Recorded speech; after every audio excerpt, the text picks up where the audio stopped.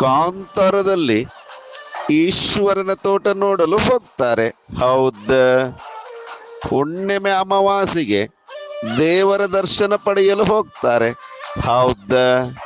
ಜಾತ್ರೆಯಲ್ಲಿ ನಾಟಕ ನೋಡಲು ಹೋಗ್ತಾರೆ. ಹೌದಾ? ಆದರೆ ಈ ಬಾರಿ ನವೆಂಬರ್ 14 ಶುಕ್ರವಾರ ಸರ್ಕಾರಿ ಶಾಲೆಗೆ ತಂದೆ ತಾಯಿ ಪೋಷಕರು ಬರ್ತಾರೆ ಮಾರಾಯ. ಯಾಕೆ ಯಾಕೆ ಅಂತ ಹೇಳಿದ್ರೆ ಪೋಷಕರ ಶಿಕ್ಷಕರ ಮಹಾಸಭೆ ಉಂಟು ಮಾರಾಯ. ಅಂದು ಅವರು ತಮ್ಮ ಮಕ್ಕಳು ಏನು ಕಲ್ತಿದ್ದಾರೆ, ಏನು ಕಲ್ತಿಲ್ಲ, ಶಾಲೆಯಲ್ಲಿ ಸರ್ಕಾರಿ ಸೌಲಭ್ಯ ಯಾವುದನ್ನು ಕೊಡುತ್ತಿದ್ದಾರೆ ಎನ್ನುವ ಮಾಹಿತಿಯನ್ನು ಶಿಕ್ಷಕರಿಂದ ಪಡೆದುಕೊಂಡು ತಮ್ಮ ಮಕ್ಕಳ ಪ್ರಗತಿಯ ಕುರಿತು ಚರ್ಚೆ ಮಾಡುವರು ಮಾರಾಯ. ವಾಹ್, ಸೂಪರಪ್ಪ!